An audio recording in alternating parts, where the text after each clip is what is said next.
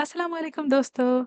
मैं हूँ आपकी होस्ट और दोस्त आयशा नूर और आप सबको वेलकम बैक कहती हूँ अपने उर्दू नॉवेल्स रीडिंग चैनल पर।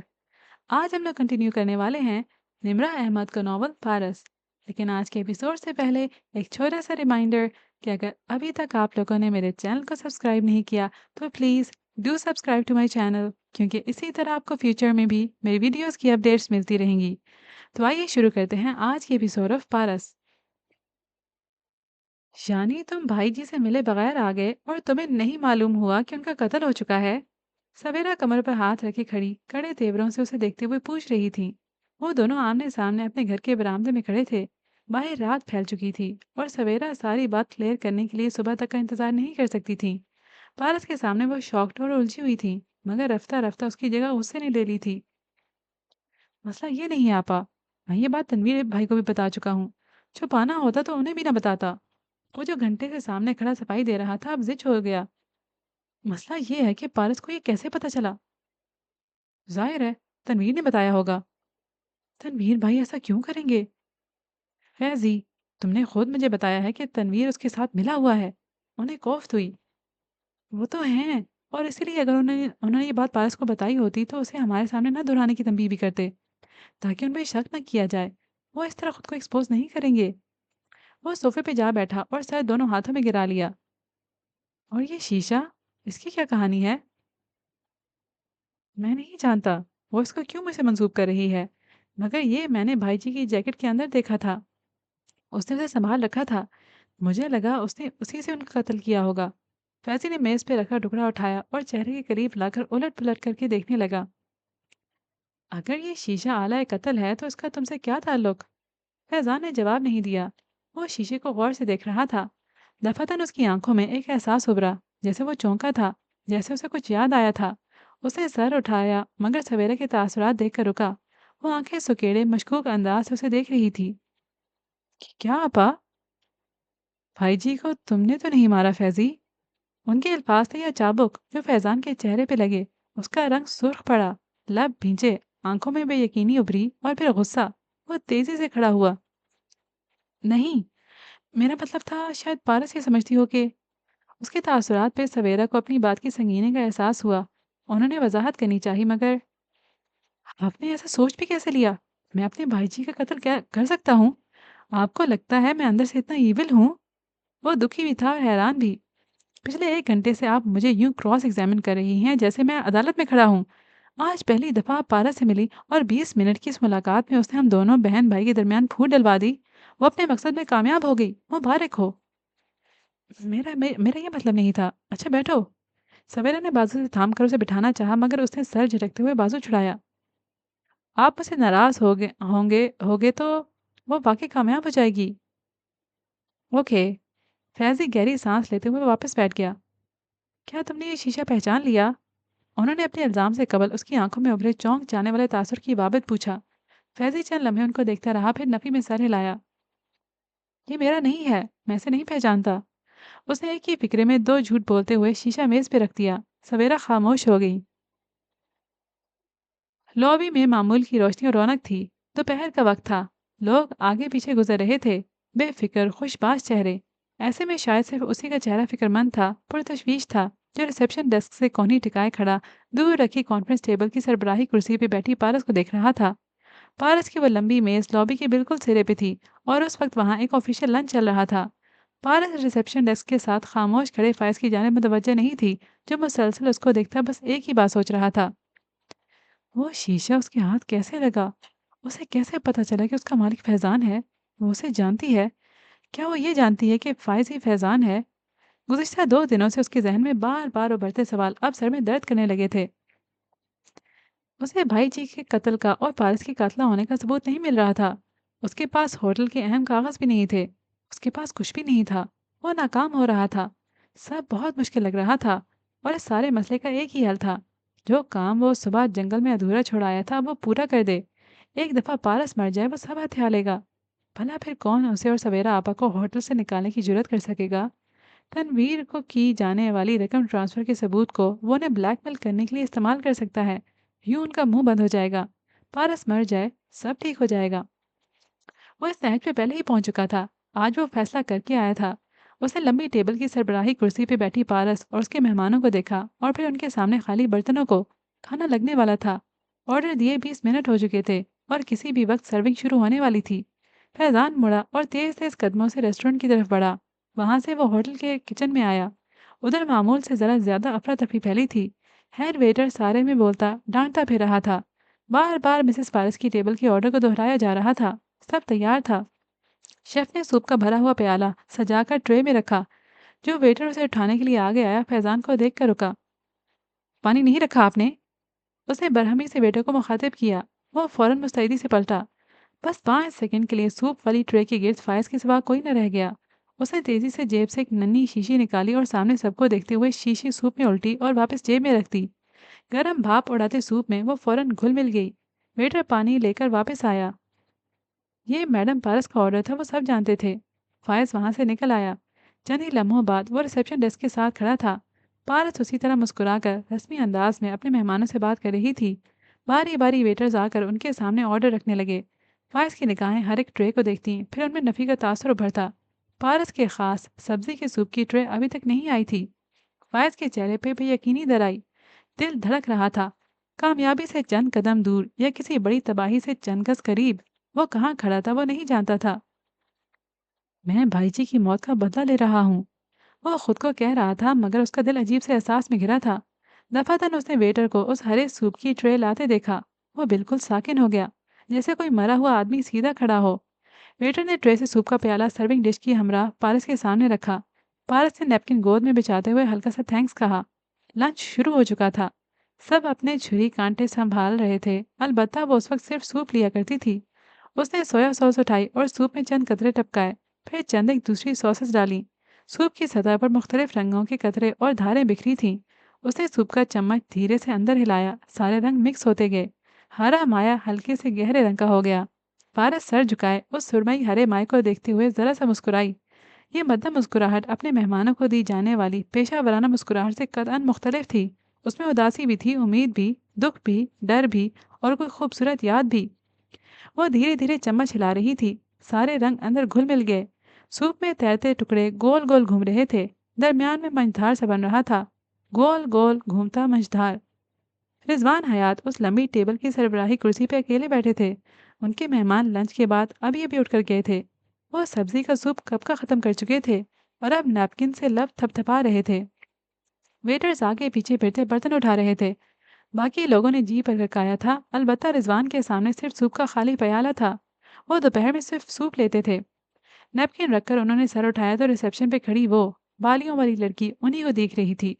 ان کو دیکھتا پا کر وہ جھیم کر نیچے جھک گئی، پھر سیدھی ہوئی تو ہاتھ میں ایک پیکٹ تھا۔ اب وہ کاؤنٹر کی ایک طرف سے نکل کر ان کی سمت آ رہی تھی۔ رضوان ہلکی سی مسکراہٹ کے ساتھ اسے دیکھے گئے۔ سیاہ کوٹ اور اندر بھورے گرم سویٹر میں وہ ہمیشہ کی طرح باوقار لگ رہے تھے۔ ریسیپشنسٹ مدھم مسکراہٹ کے ساتھ چلتی ان تک آئی اور جھک کر پیکٹ ان کے سامنے رکھا۔ سر، تنویر صاحب صبح میں دے کر گئے تھے، ان کو شہر سے باہر جانا تھا، آپ دیکھ لیں۔ تھینکس پارس۔ رضوان حیات نے پیکٹ اٹھا کر کھولا۔ پارس کا چہرہ چمکنے لگا۔ کوئی کچھ نہ کہے، بس آپ کا نام پکار کر ایک لفظ بھی بول دے تو کتنا اچھا لگتا ہے۔ وہ اینک لگا کر اندر موجود کاغذات پڑھنے لگے۔ بیٹھ جائیں، کھڑی کیوں ہیں؟ پڑھتے ہوئے انہوں نے کہا۔ تھینک یو سر، مگر اچھا نہیں لگے گا۔ کس کو؟ انہوں نے اینک کے اوپر سے اسے دیکھا جو ہاتھ باندھے کھڑی تھی۔ میرے ساتھی ریسیپشنسٹ کو۔ اسے لگے گا باس کے ساتھ بیٹھ کر مجھے ترقی مل رہی ہے اور اپنے پڑوسی کی ترقی کسی کو اچھی نہیں لگتی سر۔ بادشاہ بادشاہ سے جلتا ہے اور فقیر فقیر سے۔ وہ جیسے بے بسی سے مسکرائی۔ رضوان نے مسکرا کر سر جھٹکا۔ جب آپ ہماری ریسیپشنسٹ ہوتی ہیں تو بہت اچھی باتیں کرتی ہیں، اور جب نہیں ہوتی تو صرف باتیں کرتی ہیں اور وہ اچھی نہیں ہوتی۔ وہ کاغذ پہ نگاہیں دوڑاتے کہہ رہے تھے۔ میں نے فیصلہ کر لیا ہے سر۔ وہ بولی تو اس کا پورا چہرہ گلو کرنے لگا۔ میں بدلنا چاہتی ہوں۔ میں لوگوں کے ہاتھوں مزید ایکسپلوئٹ نہیں ہونا چاہتی۔ میں مضبوط بننا چاہتی ہوں تاکہ آپ شادی کر لیں اور وہ گھر آپ کو مل جائے۔ وہ طنز نہیں کر رہے تھے، پوچھ رہے تھے۔ پارس نے مسکرا کر نچلا لب دانتوں سے دبایا۔ سر، مجھے اس گھر سے بڑھ کر آپ سے کچھ اور چاہیے۔ وہ اعتماد جو آپ میں ہے، مجھے وہی مضبوطی چاہیے۔ مگر آپ تو کہتی ہیں کہ میں خود کو نہیں بدل سکتا، تو آپ کو کیسے بدلوں گا؟ آپ بھی بدل جائیں گے۔ کیونکہ کوئی پینٹر ایسا نہیں ہوتا جو کسی تصویر میں رنگ بھرے اور اس کے اپنے ہاتھوں پہ رنگوں کے نشان نہ پڑیں، اور ایسا کبھی نہیں ہو سکتا کہ آپ کسی کے اوپر عطر کی پوری بوتل انڈیل دیں اور آپ کے اپنے ہاتھ نہ مہکیں۔ اچھا، واقعی؟ رضوان حیات نے دلچسپی سے اسے دیکھا۔ اگر آپ بدلنا چاہتی ہیں تو ڈرنا چھوڑ دیں۔ چلیں، چھوڑ دیا۔ پھر اپنے ساتھی ریسیپشنسٹ کی پرواہ نہ کرتے ہوئے بیٹھ جائیں۔ انہوں نے قریبی کرسی کی طرف اشارہ کیا۔ پارس کے چہرے پر مسکراہٹ سمٹی، اس کی جگہ ہیجان نے لے لی۔ اس نے ایک متذبذب نگاہ ریسیپشن پر ڈالی جہاں ساتھی لڑکا کوئی فون اٹینڈ کرتے ہوئے مسلسل ان دونوں کو دیکھ رہا تھا۔ اگر آپ نہیں بیٹھیں گی تو میں اس کو بلا کر پوچھ لیتا ہوں کہ اس کو کوئی مسئلہ تو نہیں ہے اس بات سے۔ It's okay sir. وہ تیزی سے دائیں ہاتھ کی کتار کی پہلی کرسی پر بیٹھ گئی، پھر ہمت کر کے مسکرائی۔ آپ جتنا ڈریں گی لوگ آپ کو مزید ڈرائیں گے۔ جب ڈرنا چھوڑ دیں گی تو لوگ آپ سے ڈرنے لگیں گے۔ غلط باتیں خاموش رہنا چھوڑ دیں، آپ سے کوئی غلط بات کرنے کی ہمت نہیں کر سکے گا۔ بس اب آپ جا سکتی ہیں، آخر آپ کو اپنے ساتھی کا غصہ بھی تو سہنا ہے۔ میں اس سے نہیں ڈرتی۔ وہ گردن سیدھی اٹھا کر مجبوراً خود پہ طاری کردہ فخر سے بولی اور کھڑی ہو گئی۔ وہ تو میں دیکھ رہا ہوں۔ وہ واپس کاغذات کی جانب متوجہ ہو گئے۔ پارس دھڑکتے دل کے ساتھ واپس اپنی جگہ پہ آئی تو ساتھی لڑکا جو اب کی بورڈ پہ کچھ ٹائپ کر رہا تھا تیزی سے اس کی طرف مڑا۔ رضوان صاحب تم سے کیا کہہ رہے تھے؟ کچھ نہیں۔ پارس سر جھکائے اپنے پرس کو کھنگالتے ہوئے بولی، مگر تم ان کے ساتھ بیٹھی تھی۔ پارس نے آنکھیں بند کیں، گہری سانس اندر اتاری، پھر آنکھیں کھول کر گردن اٹھا کر اسے دیکھا۔ وہ تمہیں جاب سے نکال کر کسی اور کو ریسیپشن پہ رکھنا چاہتے ہیں۔ مجھ سے پوچھ رہے تھے کہ ایسا کریں یا نہیں۔ میں نے کہا نہ کریں، یہ لڑکا بہت اچھا کام کر رہا ہے، بس یہی بات تھی۔ وہ سنجیدگی سے کہہ کر اپنے کمپیوٹر پہ جھک گئی۔ وہ ہکا بکا اسے دیکھ رہا تھا۔ گول گول گھومتا منجدھار اب ساکن ہو رہا تھا۔ پارس نے سوپ کو ہلانا ترک کر دیا تھا۔ اس کی مسکراہٹ اب سمٹ کر محض آزردگی کا نشان رہ گئی تھی۔ آنکھوں میں، دل میں بس ایک تکلیف۔ اس نے بے اختیار سر اٹھا کر ریسیپشن ڈیسک کو دیکھا۔ وہاں پہ وہی لڑکا آج بھی کوئی فون اٹینڈ کر رہا تھا۔ ساتھ کاؤنٹر پہ کوہنی رکھے فائز کھڑا تھا۔ پارس ہلکا سا مسکرائی۔ فائز جواباً بدقت تھکان سے مسکرایا جیسے وہ مضطرب اور ناخوش ہو۔ پارس اپنے سوپ کی طرف متوجہ ہوئی۔ لوگ خود چلے جائیں تب بھی اپنے اثرات، اپنی عادات ہمارے ارد گرد ثبت کر جاتے ہیں۔ یہ سوپ بھی اس کے روڈ میپ کا ایک سائن بورڈ تھا۔ فائز نے دھڑکتے دل سے اسے دیکھا۔ اس کے لب اضطرابی انداز میں بھیچے ہوئے تھے۔ اس نے ایک کوہنی کاؤنٹر سے ہٹا دی تھی۔ وہ اب کسی اور طرف نہیں دیکھ پا رہا تھا۔ پارس نے چمچ بھرا اور لبوں کے قریب لے کر آئی۔ تنکیوں سے اسے کاؤنٹر پہ حرکت کا احساس ہوا۔ اس نے فائز کو اپنی جانب آتے دیکھا۔ چمچ نے ابھی اس کے لبوں کو چھوا ہی تھا کہ اسٹاپ!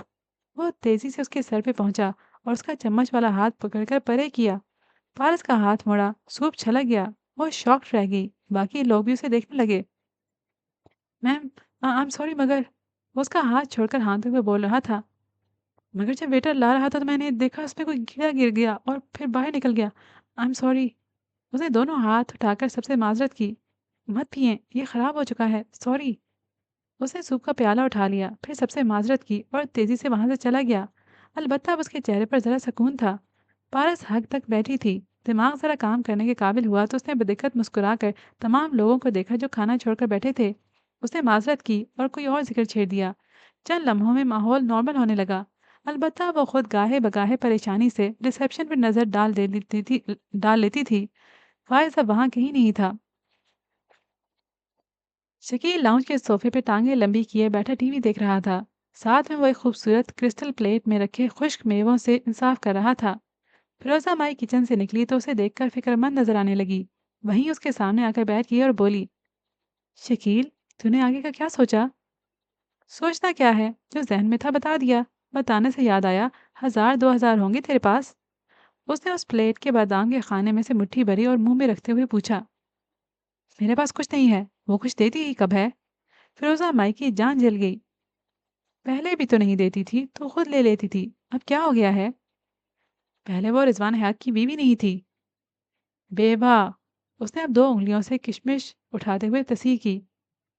اب میں اس کے منہ نہیں لگنا چاہتی۔ مگر اس کے تالوں میں چابی تو اب بھی تو لگا سکتی ہے امی۔ شکیل سیدھا ہو کر بیٹھا اور سنجیدگی سے ماں کو دیکھا۔ چپ کر!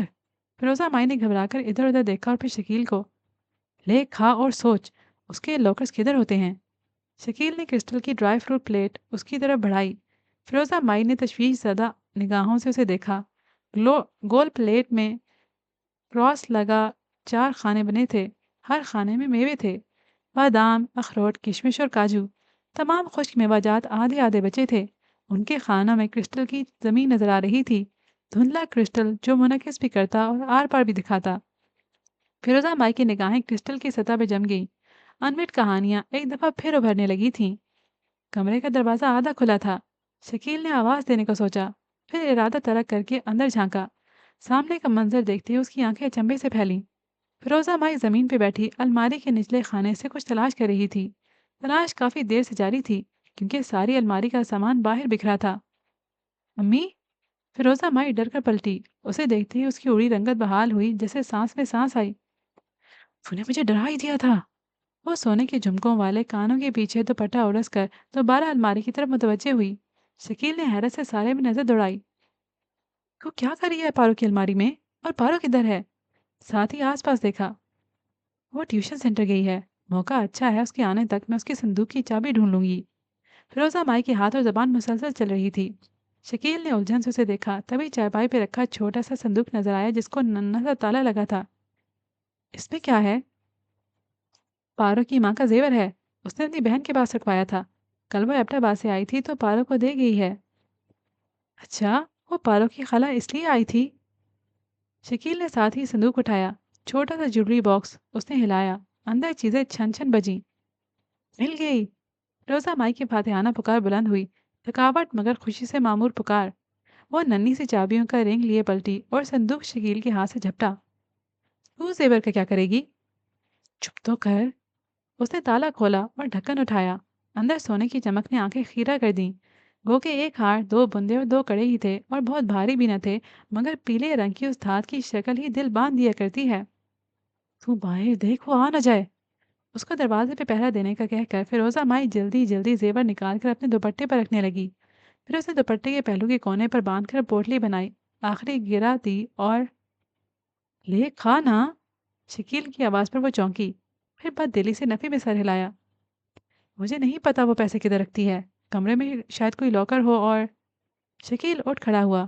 وہ جانتی تھی وہ کیا کرنے جا رہا ہے، سو بات ادھوری چھوڑ دی اور خود بھی اس کے پیچھے آئی۔ پریشانی، تجسس، لالچ سب گڑبڑ ہو گیا۔ پارس کے کمرے میں خاموشی اور نیم تاریکی تھی۔ شکیل نے بتی جلائی اور پھر الماری کے ایک ایک کر کے سارے پٹ کھولے۔ نفاست سے ٹنگے کپڑے، تہ لگی شالز، جوتے، صرف ایک نظر میں ہی ساری الماری سامنے آ گئی۔ شاید آدھا منٹ بھی نہیں ہوا جب شکیل کو نچلے جوتوں کے خانے میں سیف نظر آیا۔ وہ پنجوں کے بل جھکا اور سیف کو باہر نکالنا چاہا، مگر وہ وہاں نصب تھا۔ اس نے جھکے جھکے اس کے دروازے پر ہاتھ پھیرا۔ وہاں 0 سے 9 تک 10 ہندسے بنے تھے اور ساتھ چھوٹی سی اسکرین۔ یہ کیسے کھلے گا؟ فیروزہ مائی اس کی پشت پہ جھکی تشویش سے پوچھ رہی تھی۔ اس کا پاس ورڈ لگانا پڑے گا۔ تجھے پتا ہے پاس ورڈ کیا ہے؟ شکیل نے نمبرز پر ہاتھ پھیرتے ہوئے پوچھا۔ میں بتاؤں پاس ورڈ؟ وہ دونوں کرنٹ کھا کر پلٹے۔ دروازے میں پارس کھڑی تھی، سینے پہ بازو لپیٹے، کندھے پر پرس، چہرے پر سکون اور آنکھوں میں سرد مہری۔ شکیل تھوک نگلتے بمشکل اٹھا۔ فیروزہ مائی کا چہرہ فک ہو چکا تھا۔ وہ… فیروزہ مائی نے کچھ کہنا چاہا، پارس نے ہاتھ اٹھا کر روکا۔ کسی جھوٹ کی ضرورت نہیں ہے، یہ میری خالہ کے صندوق کا تالا نہیں ہے جسے تم دونوں کھولو گے۔ وہ اندر آئی اور پرس اتار کر سنگھار میز پر رکھتے ہوئے بولی۔ اس لیے میرا تم دونوں کے لیے ایک مشورہ ہے۔ گلاسز میز پر رکھ کر وہ پلٹی اور شکیل کے سامنے آ کر اس کی آنکھوں میں دیکھ کر سختی سے بولی۔ یہ میرا گھر ہے، اگر ادھر رہنا ہے تو انسانوں کی طرح رہو، ورنہ تمہارا سامان اٹھا کر باہر پھینکنے میں مجھے 5 منٹ بھی نہیں لگیں گے، سمجھے تم؟ تم سیدھے طریقے سے پیسے دے دو تو مجھے انگلیاں ٹیڑھی نہیں کرنی پڑیں گی۔ وہ سمجھ چکا تھا۔ اس نے خباثت سے مسکرا کر دیکھا۔ ایک پیسہ نہیں دوں گی، جو کرنا ہے کر لو، ناؤ گیٹ آؤٹ۔ اس نے انگلی سے دروازے کی طرف اشارہ کیا۔ شکیل نے کالر جھٹکا، منہ میں مسکرا کر کچھ بولا اور باہر نکل گیا۔ فیروزہ مائی پارس سے نگاہ ملائے بغیر جانے کے لیے مڑی تو اس نے اسے کونی سے تھام کر روکا۔ اپنے بیٹے کو سمجھا دو، ورنہ تم نے ہی کہا تھا کہ پارس نے رضوان حیات کو مارا ہے، تو یاد رکھو، اگر میں رضوان حیات کو مار سکتی ہوں تو تمہارا بیٹا کیا چیز ہے؟ انگلی اٹھا کر تنبیہ کرتے ہوئے وہ بولی تو بیک وقت فیروزہ مائی کے چہرے پر کئی رنگ آ کر گزرے، مگر وہ کچھ کہے بنا باہر نکل گئی۔ شکیل اپنے کمرے میں بیڈ کے سرے پر بیٹھا تھا۔ فیروزہ مائی نے اندر قدم رکھا تو اسے سر اٹھایا۔ یہ تو واک کے لیے گئی تھی، اتنی جلدی کیسے آ گئی؟ فیروزہ مائی جواب دیے بنا قریب آئی اور شکیل کا چہرہ سوگواریوں سے دیکھا۔ تو ٹھیک کہتا تھا، اگر یہ زندہ رہی تو رضوان حیات کی طرح تجھے بھی مار دے گی ناگن۔ یعنی تو میرے ساتھ ہے امی؟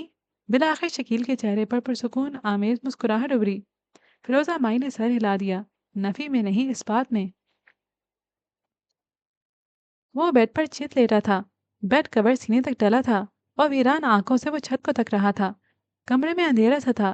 چوکھٹ پہ کھڑے شخص کا پہلے ہیولا نمودار ہوا، پھر اس نے لائٹ جلائی تو بستر پر لیٹا فیضان چونکا۔ فیضی، ایسے کیوں لیٹے ہو؟ طبیعت تو ٹھیک ہے؟ سویرا آپا آگے آئیں اور اس کی پیشانی چھوئی۔ ٹھیک ہوں، بس تھک گیا تھا۔ وہ سیدھا ہو کر اٹھ بیٹھا اور دونوں آنکھیں ملی۔ بہت دیر اندھیرے میں رہنے کے بعد ایک دم ڈھیر ساری روشنی یوں ہی چند لمحے کے لیے بصارت کو چنھا دیتی ہے، مگر پھر جیسے جیسے آنکھیں عادی ہوتی ہیں ہر شے واضح نظر آنے لگتی ہے اور دل مزید بوجھل ہو جاتا ہے۔ آپ ادھر کیسے؟ کسی نے دیکھ لیا تو؟ اس نے پلکیں سکیڑے سویرا آپا کو دیکھا جو اب سامنے کرسی پہ بیٹھ گئی تھی۔ پارس آفس میں ہے اور مجھے باقی کسی کا خوف نہیں، مگر تم اتنے بجھے بجھے کیوں لگ رہے ہو؟ یوں ہی، فیضان نے پھر سر جھکا دیا۔ وہ رات سے یوں ہی لیٹا تھا اور اب صبح ہو چکی تھی۔ اس کے جوکرز ابھی تک پیروں میں تھے، گزشتہ روز والا اضطراب بھی چہرے پہ تھا۔ تنویر بھائی کا فون آیا تھا، بتا رہے تھے کل تم نے پارس کا سوپ پلٹ دیا، اس کا اتنا خیال کب سے ہونے لگا تمہیں؟ وہ خفا تھی اور مشکوک بھی۔ فیضان نے تھکی تھکی نگاہوں سے سویرا آپا کو دیکھا۔ کیونکہ میں بہت کچھ ہو سکتا ہوں مگر قاتل نہیں۔ میں اسے قتل کرنا چاہتا تھا مگر نہیں کر سکا۔ فیضی، وہ مزید کچھ نہ بول سکیں۔ ہاں، اس نے بھائی جی کو قتل کیا ہے۔ ہاں، اس نے ہم سے بھائی جی کو چھینا ہے، مگر میں اسے قتل نہیں کر سکتا، مجھ سے یہ نہیں ہوا۔ وہ سر دونوں ہاتھوں میں گرائے تھکاوٹ سے کہہ رہا تھا۔ تم اپنے مقصد سے ہٹ رہے ہو۔ یاد ہے تم نے یہاں آنے سے قبل مجھ سے وعدہ کیا تھا کہ جب تم یہاں سے جاؤ گے تو پارس ادھر نہیں ہوگی۔ وہ بے چینی سے تیز تیز بول رہی تھی، جیسے پٹری کے آگے سے ہٹ جانے والے بچے کی انگلی پکڑ کر اسے جلدی جلدی ٹرین کے سامنے لانے کی کوشش کر رہی ہوں۔ مگر میں کیا کروں؟ میں اس کو مار نہیں سکتا۔ مجھے اب بھی شک ہے کہ وہی بھائی جی کی قاتل ہے، مگر میں اس کے ساتھ وہ نہیں کر سکتا جو اس نے بھائی جی کے ساتھ کیا۔ میں کسی سے یوں جینے کا حق نہیں چھین سکتا۔ ہم قانونی کارروائی کر رہے ہیں نا، کیا وہ بہت نہیں ہے؟ سویرا آپا نے افسوس سے اسے دیکھا۔ ہو تو تم بھی بھائی جی کے بھائی، اس کے حسن نے تمہیں بھی ان کی طرح مسحور کر دیا ہے، مگر یاد رکھنا میں تمہیں بھائی جی والی غلطی نہیں کرنے دوں گی۔ آپ بات کو کس طرف لے کر جا رہی ہیں؟ مجھے اس کی شکل سے کوئی لینا دینا نہیں ہے، وہ برا مان کر بولا، مگر سویرا آپا نفی میں سر ہلاتی اٹھ کھڑی ہوئی۔ تم بزدل ہو گئے ہو فیضی۔ حسب توقع اس کا چہرہ سرخ ہوا۔ میں بزدل نہیں ہوں، میں صرف… اور کسے کہتے ہیں بزدلی؟ تم اگر اپنے باپ جیسے بھائی کی قتل کا بدلہ نہیں لے سکتے تو تم اپنے مرد ہونے پر لعنت کرنا۔ وہ غصے میں کہہ کر تیزی سے باہر نکل گئیں۔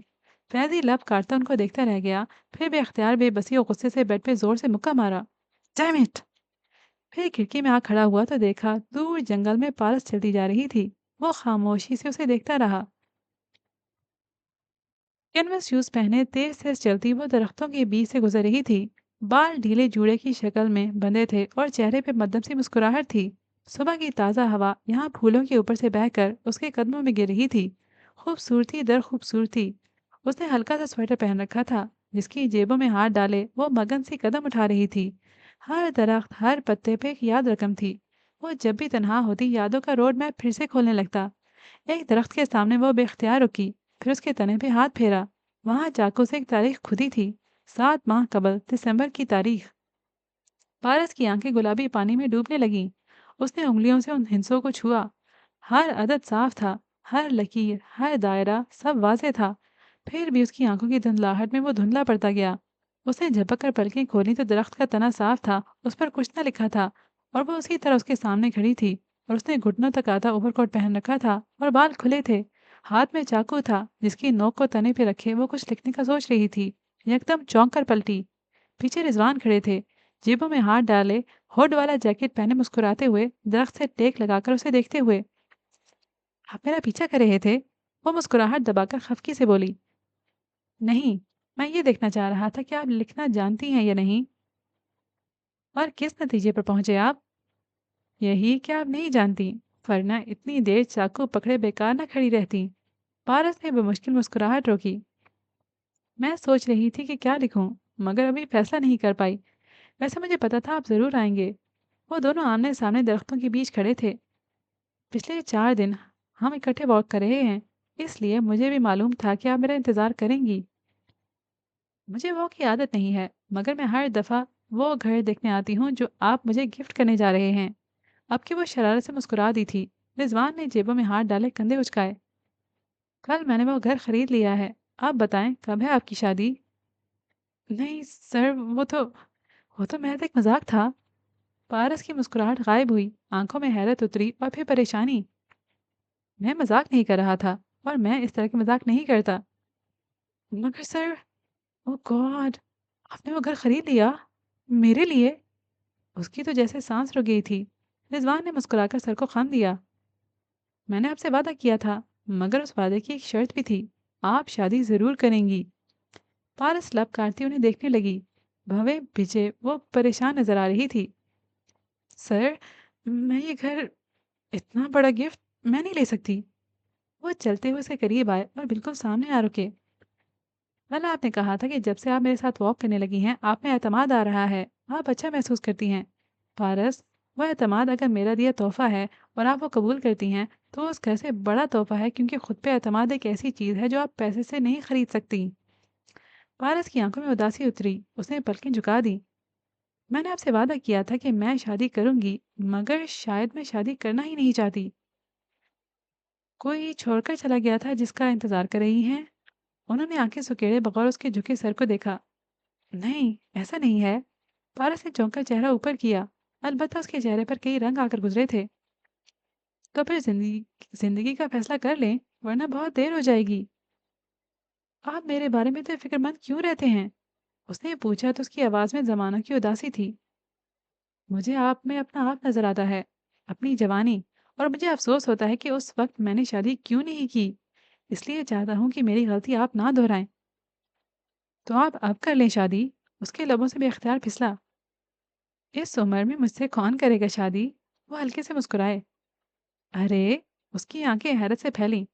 آپ رضوان حیات ہیں، آپ سے تو ہزاروں لڑکیاں شادی کرنے پر راضی ہوں گی، مگر ان ہزاروں میں سے ایک بھی میری دولت کے بجائے میری ذات سے محبت نہیں کرتی ہوگی۔ مجھے کوئی ایسی بیوی نہیں چاہیے جو میرے مرنے کا انتظار کرے تاکہ تب وہ ساری دولت سمیٹ کر اپنے کسی چاہنے والے کے ساتھ چلی جائے۔ مجھے ایسی بیوی چاہیے جو میری ساتھی ہو۔ وہ جیسے عیسائی شادی کے وقت عہد لیتے ہیں نا کہ وہ ایک دوسرے کے ساتھی رہیں گے، ان سکنس اینڈ ان ہیلتھ، بالکل ویسی ہی صحت اور بیماری میں ساتھ رہنے والی چاہیے مجھے۔ کوئی تو ملی ہوگی ایسی۔ وہ چند لمحے خاموشی سے دیکھتے رہے، پھر دوبارہ مسکرائے مگر اداسی سے۔ ہاں، ملی، مگر بہت دیر سے۔ کیا مطلب؟ اس نے بھویں سکیڑی۔ ایسا کریں، یہاں آج کی تاریخ لکھ لیں۔ انہوں نے درخت کی طرف اشارہ کیا۔ کیونکہ آج کے دن ہی مجھے احساس ہوا کہ وہ مجھے کتنی دیر سے ملی۔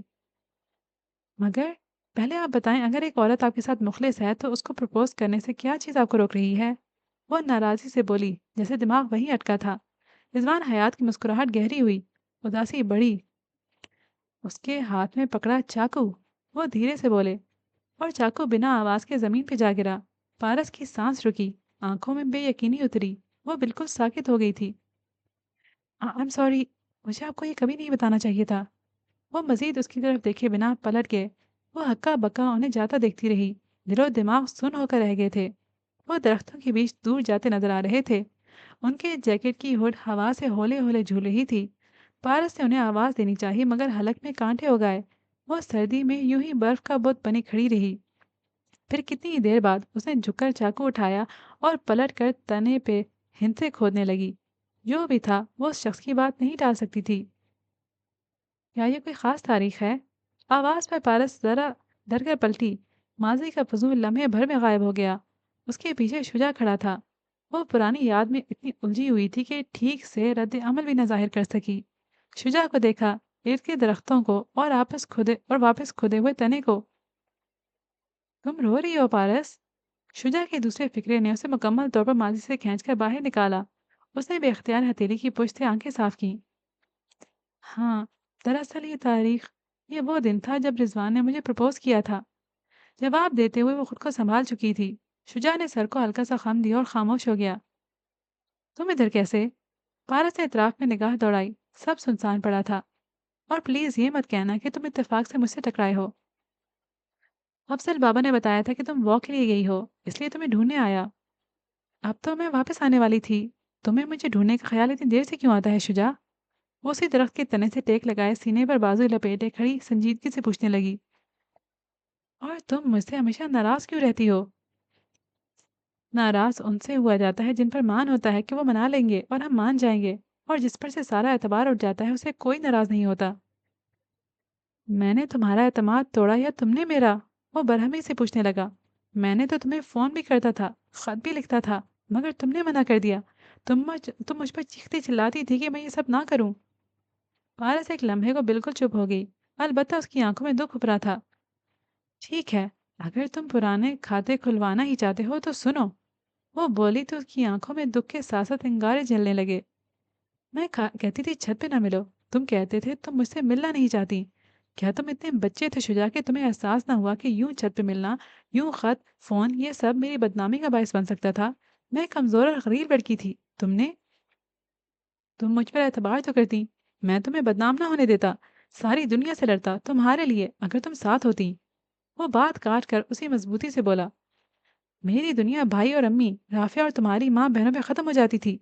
शुजा, तुम उनसे लड़ नहीं सके। उनके सामने मुझे बेइज्जत और रुसवा होने से नहीं रोक सके। और तुम दुनिया से मेरे लिए लड़ते। बोलते बोलते उसकी गर्दन की नसें उभर आई थीं। आंखों से चिंगारियां निकल रही थीं, मगर वो खाइफ नहीं हुआ था। तुम मेरे साथ खड़ी तो होती, मुझे कभी कहा तो होता कि मेरा इंतजार करोगी। क्या मैं इतना बेएतबार था तुम्हारे लिए? इंतजार?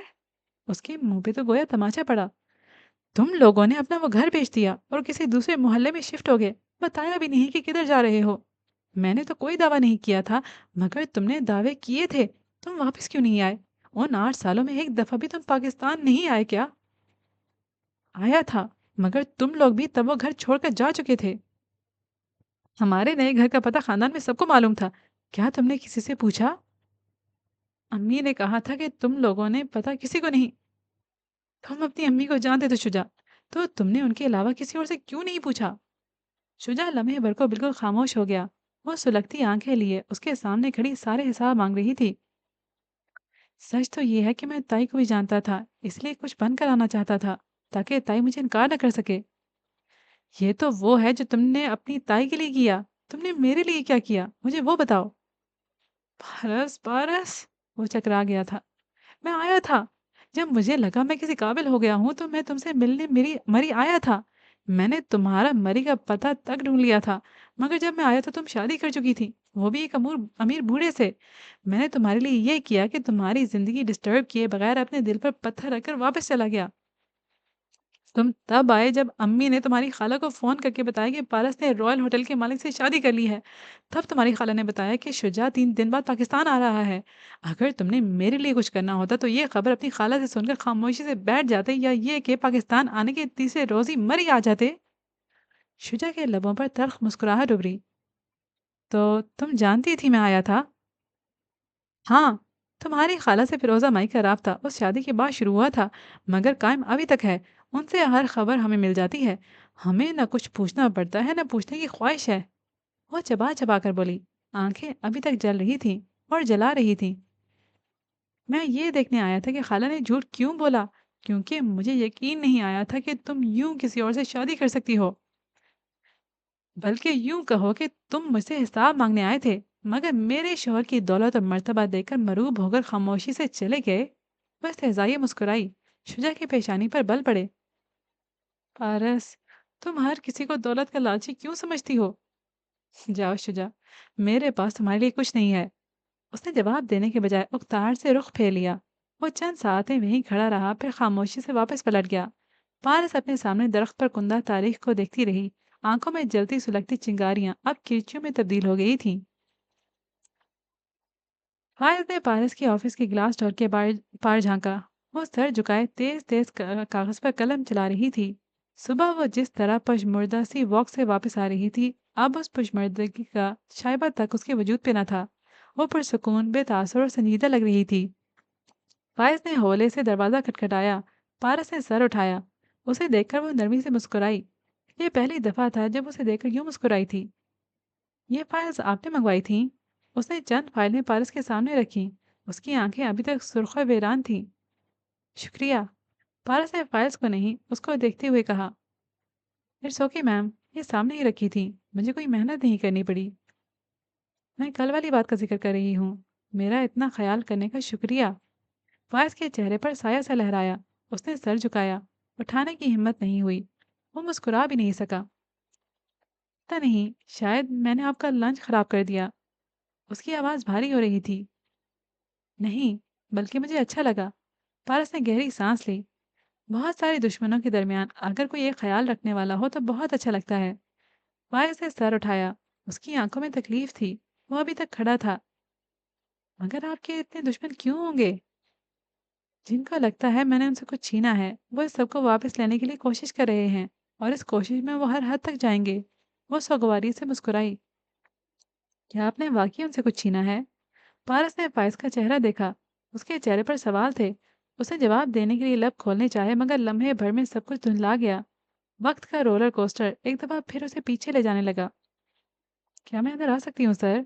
उसने धीरे से हाथ खुला दरवाजा बजाया। दूसरी तरफ रुख किए खड़े रिजवान हयात जो बुक शेल्फ से कुछ निकाल रहे थे, चौंक कर पलटे। उसे देखकर लम्हे भर को चुप से रह गए, फिर खामोशी से कुर्सी की जानिब इशारा किया।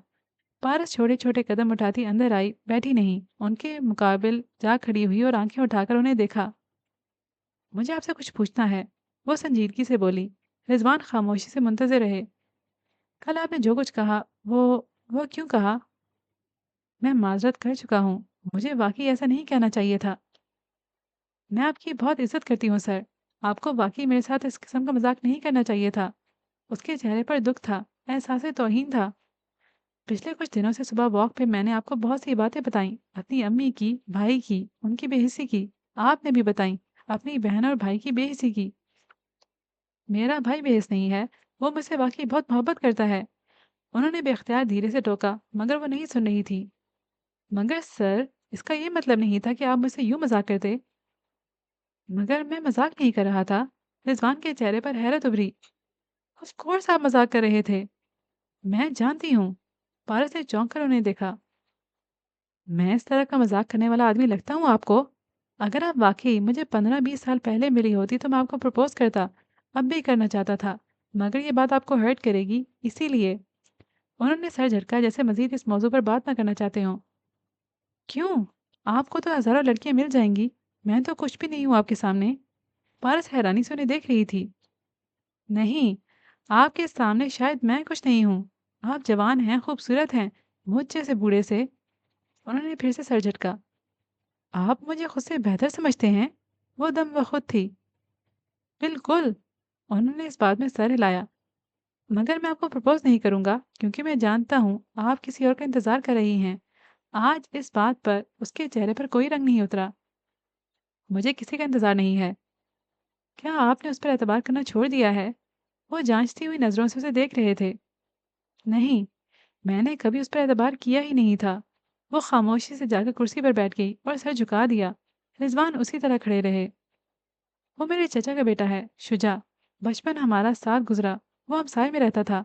जब मैं छोटी थी और अब्बा जिंदा था, तो चाची के मुंह से सुनती थी कि शुजा मेरा मंगेतर है। बचपन से ये बात जहन में बैठ गई थी कि मेरी शादी उसी से होनी है। फिर अब्बा मर गया। तब भी तब भी चाची इस बात को दोहराती रहती थी। अम्मी को ये रिश्ता पसंद न था। वो शुजा को घर में नहीं दाखिल होने देती थी। मुझे भी डांटती थी। वो जो एक सांस में बोलती जा रही थी, जरा देर को रुकी। मुझे वो बुरा नहीं लगता था, मगर मैं उससे चिढ़ जाती थी। उसे दूर रहती और फिर वो वाकई दूर चला गया। इंग्लैंड जाने से पहले उसने बहुत से वादे किए थे, मगर हर वादा मेरी रुसवाई बन गया। खत, फोन, अम्मी ने हर चीज पर पाबंदी लगा दी। मैंने फिर भी इंतजार नहीं छोड़ा। उसके घर वालों ने मकान बदल लिया, हमसे राब्ता खत्म कर दिया। मैं फिर भी इंतजार करती रही। हम मरी आ गए। मैं इधर नौकरी करने लगी। इतने साल गुजर गए, वो मुड़कर नहीं आया। मुझे फिर भी इंतजार रहा। और कल जब आपने वो सब कहा तो मैंने उसकी खाला को फ़ोन किया। उसने पहली दफ़ा निगाहें उठाईं। उसकी आंखें चिलमिला रही थीं। मैंने उसकी खाला से उसका इंग्लैंड का नंबर लिया और उसे फ़ोन किया। अगर वो मंगनी ही थी, तो मुझे उससे आज़ादी चाहिए थी या उसकी मजबूती चाहिए थी। मुझे हतमी फैसला करना था। मैंने उसे फ़ोन किया। ऑफिस में चंद सानियों को बिल्कुल खामोशी छा गई। रिजवान मुकम्मल तवज्जो और ध्यान से उसे सुन रहे थे। उसने फ़ोन उठाया, हेलो बोला और पूछा कौन बात कर रहा है? मैंने कहा पारो। उसने कहा कौन पारो? उसकी आवाज़ नींद में डूबी हुई थी, مگر میں تو کبھی نیند میں بھی نہیں بھولی کہ کون شجاع، پھر وہ کیسے بھول گیا کہ کون پارو؟ مجھے میرا جواب مل گیا تھا۔ میں نے فون بند کر دیا۔ مجھے اس آدمی کو یاد بھی نہیں رکھنا۔ ایک آنسو ٹوٹا اور گال پر لڑک گیا۔ پارس نے ہتھیلی کی پشت سے اسے صاف کیا۔ دوسرا آنسو نہیں گرا، ایک قطرے کی بارش۔ کیا آپ مجھ سے شادی کریں گی؟ وہ بولے تو بس یہی۔ آپ مجھ سے کیوں شادی کرنا چاہتے ہیں؟ اس نے بھیگی نگاہوں سے ان کو دیکھا۔ کیونکہ میں آپ کے ساتھ خوش رہوں گا۔ کیا آپ کو لگتا ہے آپ میرے ساتھ خوش رہیں گی؟ وہ پر اعتماد تھے، مضبوط تھے، اٹل تھے اور بہادر بھی۔ مجھے نہیں پتا۔ آپ میری امی اپنی بات کریں۔ پارس، آپ میرے ساتھ رہنا چاہیں گی؟ مجھے بس اتنا پتا ہے کہ مجھے آپ کا میرا یوں نام لینا اچھا لگتا ہے۔ پارس ہلکا سا مسکرائی۔ وہ پہلی دفعہ مسکرائے۔ مہربان مسکراہٹ۔ کیا آپ نے واقعی کچھ چھینا میم؟ بعض آوازیں ہمیں کسی یاد میں دھکا دے دیتی ہیں تو بعض ہاتھ پکڑ کر کسی یاد سے کھینچ نکالتی ہیں۔ وہ فائز کی آواز پر چونک کر واپس آئی۔ نہیں، اس نے تکان سے نفی میں سر ہلایا۔ وہ جیسے بہت دور سے واپس آئی تھی۔ تو پھر انہیں کیوں لگتا ہے کہ آپ نے ان سے کچھ چھینا؟ کیونکہ وہ خود بے حس، لالچی اور خود غرض لوگ ہیں۔ وہ بولی تو اس کی آنکھوں میں نفرت ابھرنے لگی تھی۔ فیضان کے جبڑے کی رگیں تن گئیں، لب بھینچ گئے۔ تم بزدل ہو۔ اگر تم اپنے بھائی جیسے بھائی کے قتل کا بدلہ نہ لے سکے تو اپنے مرد ہونے پر لعنت کرنا۔ کیا آپ رضوان صاحب کے رشتہ داروں کی بات کر رہی ہیں؟ بولتے ہوئے اس نے آہستہ سے میز پر رکھے پیپر نائف پہ اپنا ہاتھ رکھا۔ میں پرسنل نہیں ہونا چاہتا، مگر اس دن آپ نے مجھے جانے سے روکا تھا۔ کیا وہ لوگ، کیا رضوان صاحب بھی اتنی ہی نفرت کرتے تھے فیضان صاحب سے جتنی آپ کرتی ہیں؟ اس نے پیپر نائف اپنی انگلیوں کے بیچ گھماتے ہوئے پوچھا۔ پارس کے لبوں پر تلخ مسکراہٹ اتر آئی۔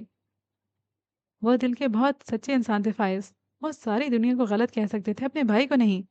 سویرا سے بھی انہیں شکایات تھیں، مگر فیضان میں ان کی جان تھی۔ وہ اسے غلط مان ہی نہیں سکتے تھے۔ وہ افسوس سے کہہ رہی تھی، وہ لڑکا ساری عمر ان سے صرف بٹورتا رہا۔ ان کو جلی کٹی سنا کر چلا جاتا، وہ دل محسوس کر رہ جاتے۔ اس کی باتوں پہ کئی دن تک اداس رہتے، ہرٹ ہوتے۔ وہ صرف ان کے پیسے سے محبت کرتا تھا، مگر وہ نہیں مانے۔ آسمان سے فرشتے اتر کر بھی کہتے کہ فیضی لالچی، خود غرض اور بے حس ہے، تو وہ کہتے وہ لالچی اور خود غرض ہو سکتا ہے، وہ مگر بے حس نہیں ہے، وہ مجھ سے بہت محبت کرتا ہے۔ اس نے تلخی سے سر جھٹکا۔ پیپر نائف پہ اس کی گرفت مضبوط ہو گئی۔ آنکھوں کی سرخی بڑھ گئی، تنی ہوئی رگیں مزید تن گئی۔ پارس اپنی قلم کو انگلیوں میں گھماتی اپنے دھیان میں بولے جا رہی تھی۔ فیضان کا ضبط بس ختم ہونے کے قریب تھا۔ آپ کو کیا لگتا ہے فیضان صاحب کس قسم کے انسان ہیں؟ گھٹیا اور بے حس، جسے اپنے مفادات کے آگے کچھ عزیز نہیں۔ دولت کے پیچھے وہ کسی کی جان بھی لے سکتا ہے، چاہے وہ اس کا اپنا بھائی ہو یا میں۔ پیپر نائف کو پکڑے فیضی کے ہاتھوں میں پسینہ آ گیا۔ اس نے دھیرے سے نائف چھوڑ دیا۔ وہ بنا آواز واپس میز پر گر گئی۔ وہ تنی ہوئی رگوں سے پارس کو دیکھتے ہوئے گہری سانس لے رہا تھا۔ آپ نے کہا کہ اس رات فیضان صاحب مری میں تھے، جبکہ مسز سویرا اس بات کی نفی کر رہی تھی۔ میم، آپ کو کیسے پتہ چلا کہ وہ اس رات وہیں تھے؟ کیونکہ اس رات میں نے خود اسے یہاں دیکھا تھا۔ وہ یہیں تھا اور آج جو کچھ بھی ہوا ہے اس کا ذمہ دار وہی ہے۔ پارس نے قلم گھمانا روک کر فائز کو سنجیدگی سے دیکھا اور بولی۔ فائز کی سانس رک گئی۔ وہ یک ٹک اسے دیکھے گیا۔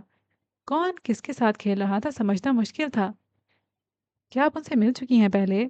میرا خیال تھا آپ فیضان صاحب سے پہلے کبھی نہیں ملی۔ کسی اور موضوع پر بات کریں فائز، میں اس آدمی کا ذکر بھی نہیں کرنا چاہتی۔ اس نے اکتاہٹ سے سر جھٹکتے ہوئے فائل کھول لی۔ فیضان اسی طرح اسے دیکھتا رہا۔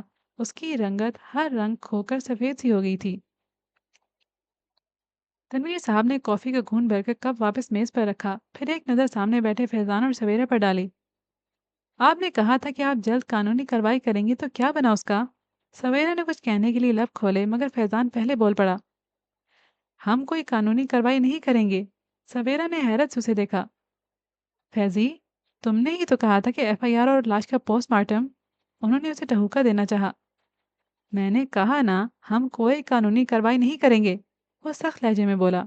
میں اپنے طور پر ثبوت ڈھونڈنے کی کوشش کروں گا، اور جو بھی قاتل ثابت ہوا اسے ہم پولیس کے حوالے کر دیں گے۔ جو بھی؟ سویرا نے دبے دبے غصے سے دہرایا۔ قاتل پارس ہے۔ نہیں، اس نے قتل نہیں کیا، وہ سپاٹ انداز میں کہتا سامنے تنویر صاحب کو دیکھ رہا تھا، جو خاموشی سے دونوں کی جھڑپ سن رہے تھے۔ تمہیں کیا ہو گیا ہے؟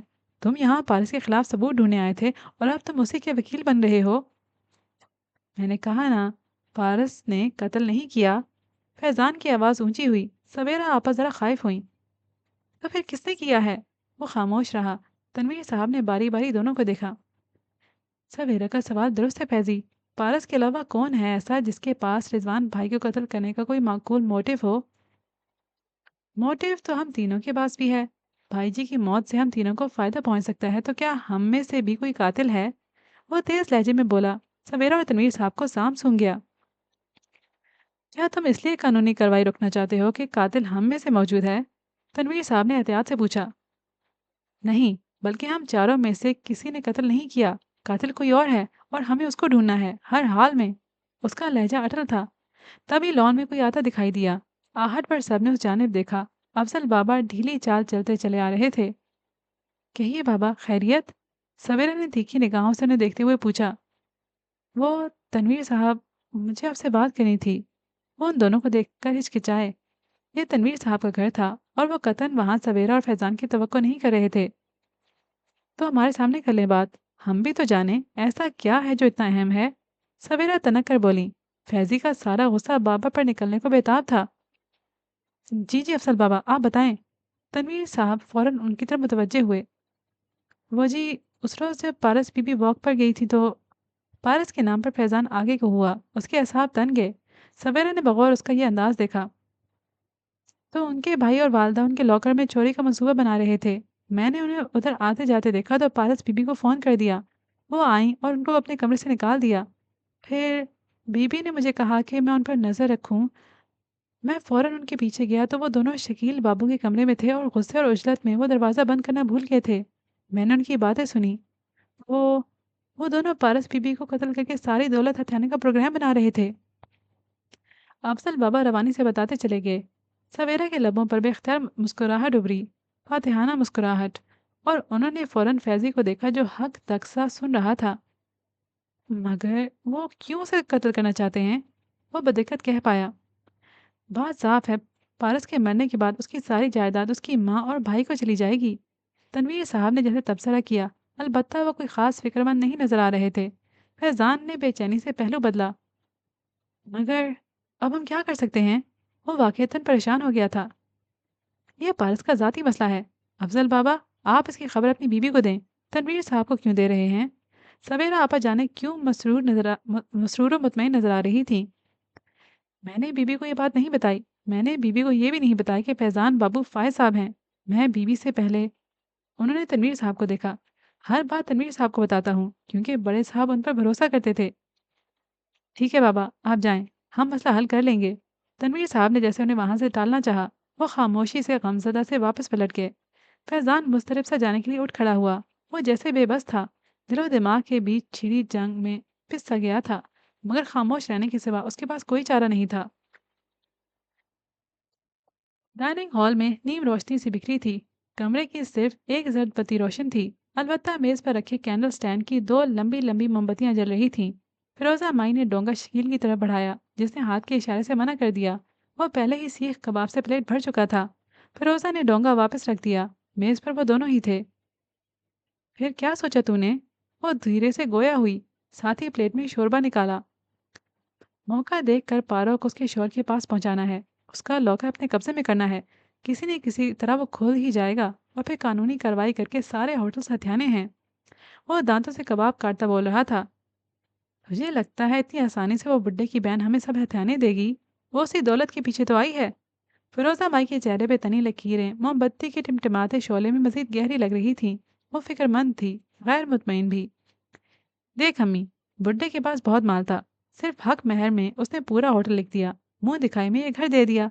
अब दौलत के सहरा में से हम मुट्ठी भर लें, तब भी अगले 20 साल अच्छे गुजर जाएंगे।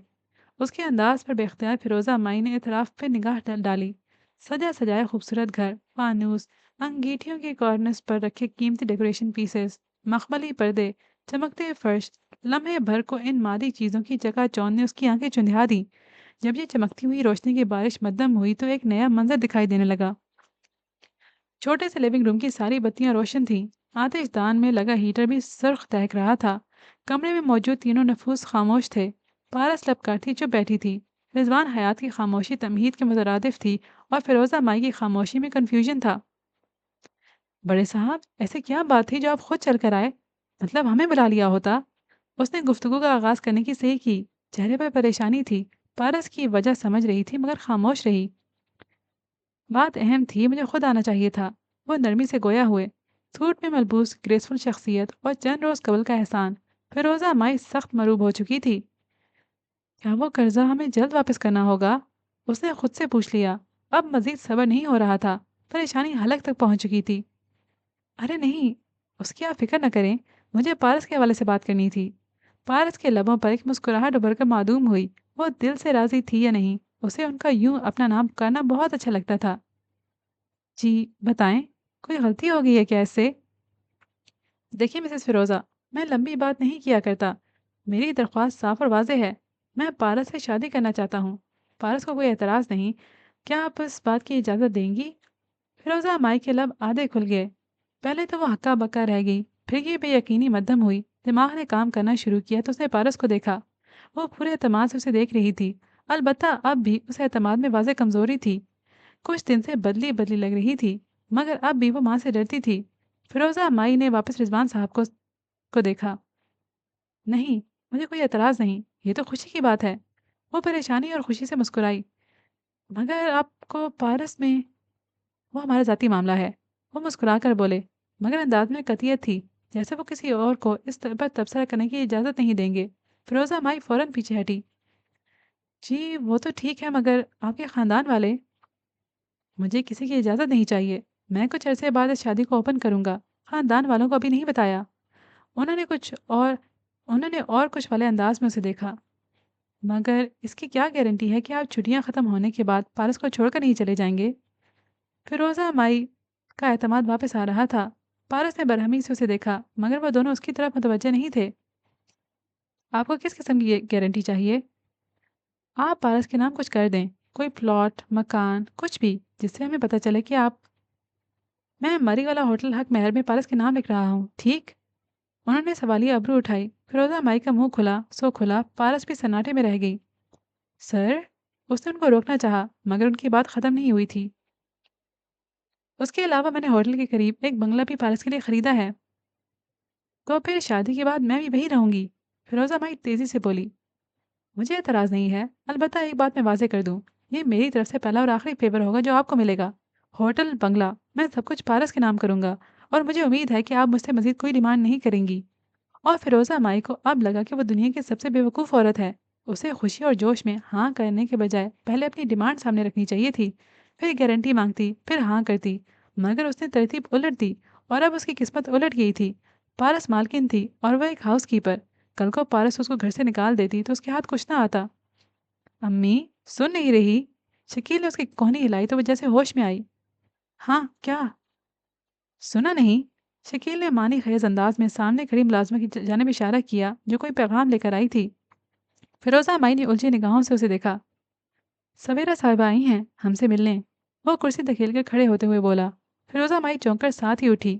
لان میں ایک کرسی پر سویرا براجمان تنقیدی نگاہوں سے طراف کا جائزہ لے رہی تھی۔ ان کو آتے دیکھ کر نخوت سے مسکرائی، اٹھی نہیں۔ جی میڈم، ہم سے کیا کام آ گیا ہے آپ کو؟ شکیل نے ڈھیلے ڈھالے مگر خوشگوار انداز میں کہتے ہوئے کرسی سنبھالی۔ سویرا کی مسکراہٹ گہری ہوئی۔ مجھے علم ہوا ہے کہ تم دونوں پارس کو قتل کر کے اس کی جائیداد ہتھیانے کا سوچ رہے ہو۔ شکیل کی مسکراہٹ اڑن چھو ہوئی۔ اس نے بے اختیار ماں کو دیکھا جس کا رنگ پھک ہو گیا تھا۔ دیکھو، انکار مت کرنا کیونکہ میں سب جانتی ہوں، اور ابھی میں نے اس بات کو پارس کو نہیں علم ہونے دیا، مگر جلد یا بدیر مجھے اس کو خبر تو کرنی ہوگی۔ شکیل نے بے اختیار تھوک نکلا، پھر چہرے پر سختی لا کر بولا، دیکھیے میڈم جی، آپ کو کوئی غلط فہمی؟ میں نے کہا انکار مت کرنا۔ وہ ایک دم آگے ہو کر شعلہ بار انداز میں بولی تو شکیل کی زبان بند ہو گئی۔ سویرا نے گہری سانس لی، مسکرائیں اور واپس پیچھے ہوئیں۔ مسئلہ یہ ہے کہ میں تمہاری دشمن نہیں ہوں، اس لیے تمہیں ایک بات واضح کرنے آئی ہوں۔ پارس کے نام موجود ساری جائیداد بہت جلد ہمارے نام ہو جائے گی۔ تم لوگ ویسے ہی اس کے سوتیلے رشتہ دار ہو، اور شکیل، تمہارا تو اسے خون کا رشتہ تک نہیں۔ تم لوگوں کے ہاتھ کچھ نہیں آنے والا۔ تو پھر آپ ہمارے پاس کیوں آئی ہیں؟ شکیل آنکھیں سکیڑ کر انہیں بغور دیکھتے ہوئے بولا۔ سفیرہ کی مسکراہٹ گہری ہوئی۔ کیونکہ پارس میری اور تمہاری مشترکہ دشمن ہے، اور جب دشمن ایک ہو تو ہمیں بھی ایک ہو جانا چاہیے۔ مطلب؟ فیروزہ اور شکیل نے الجھے ہوئے انداز میں سویرا کو دیکھا۔ میں تمہیں 2 کروڑ دوں گی، تم پارس کو قتل کر دو، मगर ऐसे कि वो एक एक्सीडेंट लगे। अगर तुम इनकार करोगे तो मैं पारस को तुम्हारी असलियत बता दूंगी, और अगर तुम अपने तौर पर उसे कत्ल करोगे तब भी सारी जायदाद मेरे पास आएगी, तुम्हारे हाथ कुछ नहीं आएगा। इसलिए बेहतर है कि तुम मुझसे पैसे ले लो, बदले में मैं तुम्हारी मदद करूंगी और तुम्हें प्रोटेक्ट भी करूंगी। और अगर मैं ये सब आपका आना और आपकी ऑफर पारस को बता दूं तो। उसकी बात पे सवेरे ने मुस्कुराकर सर झटका। मुझे ब्लैकमेल करने की कोशिश में तुम कभी कामयाब नहीं हो सकते, क्योंकि वो मेरा कुछ नहीं बिगाड़ सकती। वो ऑलरेडी जानती है कि मैं उसकी दुश्मन हूँ, इसलिए उसे शौक नहीं लगेगा। अलबत्ता तुम लोग उसके रिश्तेदार हो, आगे तुम खुद सोच सकते हो। ठीक है, मगर मैं 3 करोड़ लूंगा। शकील जबरन मुस्कुराया, वो के अंदर बाहर तूफान समझा था। 2 करोड़ और बस। मैं सौदेबाजी नहीं करने आई।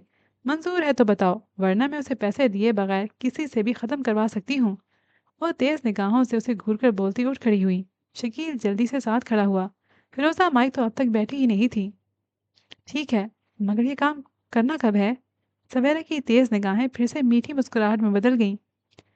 3 दिन बाद होटल में एक पार्टी है। उस होटल की 12वीं सालगिरह। उस रात तुम्हें पारस को कत्ल करने के बहुत से मौके मिलेंगे, और जैसा कि मैंने कहा, मैं तुम्हारी हर मुमकिन मदद करूंगी। शकील पहली दफा मुतमईन अंदाज में मुस्कुराया। बस 3 दिन, उसने बेख्तियार सोचा था। तो इसी पॉइंट पे हम आज के एपिसोड को करते हैं ख़त्म। इंशाल्लाह आगे भी इसी पॉइंट से कंटिन्यू करेंगे। उम्मीद करती हूँ कि अभी तक की स्टोरी आपको पसंद आ रही होगी। अगर ऐसा है तो कमेंट सेक्शन में लिखना मत भूलिएगा। इसके अलावा भी आपकी नॉवल रिकमेंडेशंस का मुझे कमेंट सेक्शन में इंतज़ार रहेगा। इंशाल्लाह आइंदा मिलते हैं, तब तक के लिए मुझे इजाज़त दीजिए। खुद भी हंसते रहिएगा, मुस्कुराते रहिएगा। अल्लाह हाफिज़।